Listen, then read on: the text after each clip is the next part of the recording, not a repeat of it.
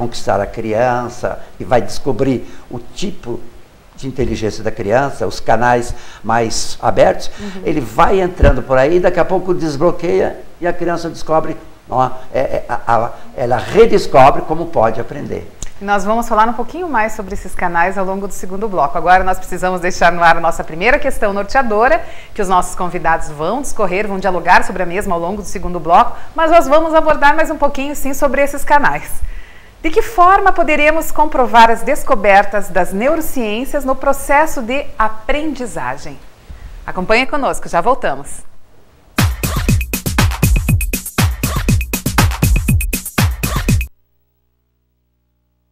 Tudo começa pelo diálogo. Afinal, na cidade onde o abstrato conversa com o figurativo e o sagrado convive com o profano, é que nasceu uma escola de negócios que fala com o mundo. A Inside, a melhor escola de negócios da Europa, se uniu à FI Business School para trazer para o Brasil o AMP, Advanced Managing Program, o programa de direção geral voltado a executivos que querem dominar a língua do sucesso. Inside, o diálogo profissional e o acadêmico no mais alto nível.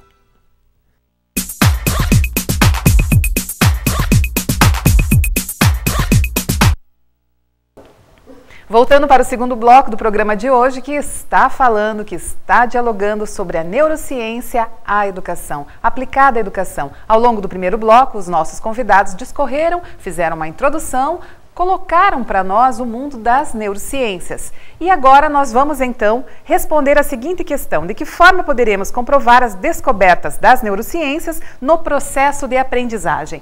Professora Denise, primeiro que o professor Egídio Romanelli colocou de forma muito pontual que na verdade são descobertas das neurociências, porque na verdade é mais de uma. São um conjunto. É um conjunto. De neuroanatomia, neurofisiologia, neuropsicologia, todas elas voltadas para o conhecimento do comportamento humano. E para o entendimento do cérebro. Isso. É isso? Então, exatamente. Denise, de que forma nós conseguimos comprovar essas descobertas, então, se é possível nós medirmos, ter uma medida exata de que aqui nós conseguimos aplicar esse conhecimento? Nós temos muitos estudos hoje com populações clínicas específicas, como por exemplo pacientes da epilepsia, pacientes com transtornos de déficit de atenção e hiperatividade, ou mesmo transtornos de aprendizagem, que são acompanhados durante vários anos, e você consegue então documentar o desenvolvimento dessas funções, como esse processo ocorre, e auxiliar no desenvolvimento também dessas crianças, dos portadores dessas doenças, desses transtornos, né? Então, por meio de estímulos cognitivos, a reabilitação, a gente consegue estimular e está comprovando, sim, esse desenvolvimento cerebral. A gente tem também hoje comprovações por meio de exames de imagem, que também mostram áreas do cérebro sendo ativadas, e que você consegue realmente correlacionar áreas específicas com funções específicas e está auxiliando no processo de aprendizado. E a partir dessas imagens também já é possível verificar em que momento aquela área não está sendo ativada ou é mais ativada. Sim, e a partir daí, tanto em conjunto o neuropediatra, enfim, trabalha juntamente com a escola, é isso? Com certeza, porque nós temos muitas vezes transtornos que você consegue observar por meio de uma tomografia, por exemplo, que afetam a massa encefálica, às vezes um trauma que você consegue visualizar por esses exames, e outras alterações que você consegue só identificar por meio de um exame de ressonância funcional, por exemplo, ou um exame de emissão de pósitrons, que é o SPECT ou o PET, em que você consegue então identificar naquele momento em que a criança está fazendo uma atividade, qual é a área no cérebro dela que ativa ou que fica de repente desativada, e por conta disso você tentar associar isso com um diagnóstico e pensar se é possível fazer uma estimulação para estar desenvolvendo aquela área. Certo. Professores? Um exemplo, a dislexia.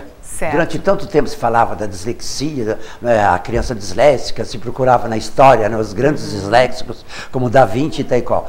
Com exatamente essa instrumentação hoje muito avançada, e cada dia está avançando mais, basta dizer que cada semana nós temos alguma novidade, não é? Algum estudo em algum laboratório pelo mundo afora, e hoje é o mundo inteiro pesquisando, é China, é a Europa toda, é Brasil inclusive, não é? Descobrindo coisas interessantíssimas, que uma criança pode ter um problema disléxico porque uma área cerebral envolvida na capacidade de percepção, por exemplo, percepção visual das formas das letras, essa área está prejudicada e a criança então confunde uma forma com outra. Então, O, você diz, mas não é possível, ela me enxerga, ela enxerga todo mundo, como que ela não enxerga uma letra?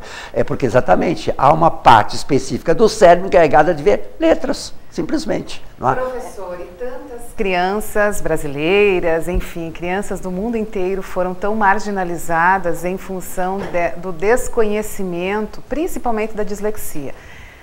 Recentemente conversava com uma amiga que agora, tardiamente, porque já é adulta, enfim, realmente possuía dislexia, porque a dislexia, ela também, em determinado momento, ela pode sofrer uma alteração e ter uma outra conduta, é isso, professor? Por exemplo, na vida adulta não se é mais disléxico, ou carrega-se a dislexia, ou não é bem, tem-se, né?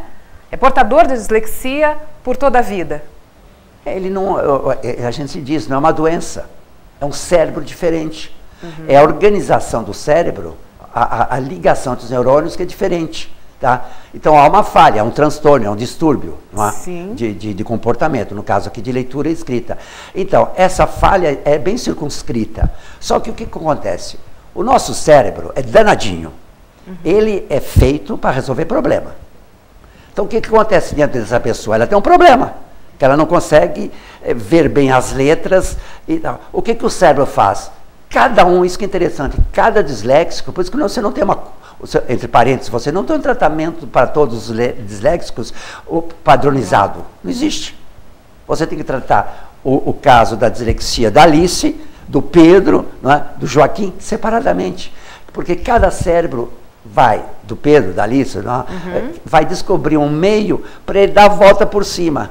Então, ele continua disléxico, mas é como um gago que aprendeu que se ele falar mais devagarzinho, a gagueira dele passa despercebida. Não é? Então, é o que acontece com o disléxico. O próprio cérebro supre as suas necessidades. É porque é importante a gente pensar que a criança, ela não tem todas as áreas cerebrais desenvolvidas. Muitas áreas ainda precisam ser mielinizadas. E quando, com o avançar da idade, o adulto, ele já tem muito mais armas e outras funções cognitivas que ele pode utilizar para dar conta daquela dificuldade que muitas vezes a criança não tem, como as próprias funções executivas, que são funções muito importantes no nosso cérebro e que se desenvolvem muito tardiamente, só na fase adulta mesmo. Então, por isso que o adulto consegue, muitas vezes, dar conta de dificuldades que a criança não consegue. E essas estratégias, elas são estratégias que a pessoa depois pode, a pessoa mesma pode fazer, ou então é todo um processo apenas cerebral? Tudo é cerebral. Nada é fora do cérebro. Sim, só deixa eu reformular. O que a Gislaine falou. Aqui que entra o Feuerstein. Certo. Porque como cada cérebro é um, então você vai ter o disléxico, número 1, número 2, até o infinito. O que acontece? O mediador, o facilitador, é aquele indivíduo que vai perceber em que área é que esse indivíduo aqui, essa pessoa, tem a falha. Onde que está essa falha? Ele vai trabalhar em cima disso. Vou dar um exemplo. Um amigo meu, adulto, universitário, com curso superior, etc, etc, etc, ele tem uma dislexia muito interessante. Quando a palavra é comprida, ele não consegue pronunciar. Então ele já sabe. Então, como o nosso olho salta na leitura, ele está lendo aqui, já viu que lá embaixo vai aparecer não um palavrão, uma palavra grande. Certo. O que ele faz? Ele se prepara. Então ele já bota o olho, quando chega lá, então ele está lendo normalmente, assim, de repente aparece a palavra paroxística e continua falando normalmente. O que ele fez? O cérebro dele viu aquela palavra longa, já sabe que ele vai ter que ler devagarzinho, porque senão não consegue.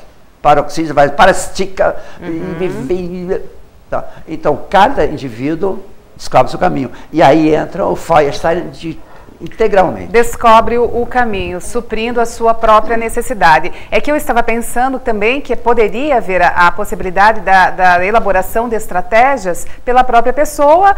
Vou anotar, vou circular esta palavra proparoxítona, vou circular no texto para o momento que eu chegar lá, eu vou ler devagar. Pode o indivíduo sozinho. Claro. E muitas vezes as pessoas acabam desenvolvendo suas técnicas. As suas técnicas. Só que se você tem um trabalho direcionado, facilita. Facilita muito e inclusive a chance de você conseguir atingir um resultado melhor, né, de superação e até dessa porque, dificuldade. para que também crie-se essas estratégias, a pessoa também precisa ter esse autoconhecimento, e esse autoconhecimento também vem do estudo na neurociência. Caso contrário... Exatamente. E aí também, Regina, que entra esse mediador que a gente está falando. Porque cada disléxico encontra o seu caminho para ler melhor, para escrever melhor, para fazer avaliações melhores, enfim. Agora, quando a criança é muito pequenininha, se ela tiver uma pessoa, um professor, o pai, a mãe, o irmão mais velho, a tia, a vizinha, enfim, que tenha um certo conhecimento de como essa criança, de como ajudar essa criança a desenvolver mais eficientemente o seu processo de aprendizagem, será muito mais fácil para ela. Então, o que a teoria do Feuerstein também trazendo de novo, né? O que ela traz? Existe uma avaliação que se chama avaliação dinâmica do potencial de aprendizagem. É uma avaliação um pouquinho diferente dessa que a gente está acostumada a ver por aí, que inclusive é aplicado no meu local de trabalho, testes psicológicos, pedagógicos, neuropsicológicos, que a Denise talvez aborde um pouquinho também. Essa avaliação é um pouquinho diferente, porque ela é aplicada, alguns testes são aplicados, o mediador identifica em que medida está aquele potencial de aprendizagem dela, intervém, ele propõe uma intervenção, ele executa com a criança algumas das atividades propostas pela teoria da mediação e depois ele reaplica os testes.